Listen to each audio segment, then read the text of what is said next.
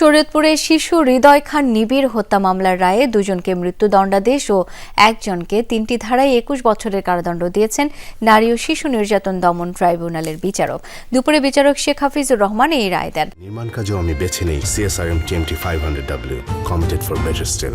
আদালত থেকে হাজতখানায় নেওয়ার সময় পুলিশের কাছ থেকে আসামিদের ছিনিয়ে নেওয়ার চেষ্টা করে উত্তেজিত জনতা।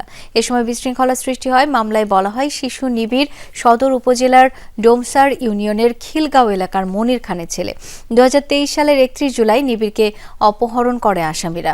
মুক্তিপণ হিসেবে 10 লাখ টাকা চাওয়া হয়। পরে তাকে হত্যার পর মাটি চাপা দেয় দুর্বৃত্তরা।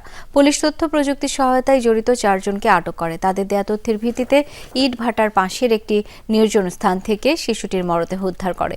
এই মামলায় গ্রেপ্তার দেখানো হয় সিয়াম, শাকিল, গাজী সহ 4 জনকে।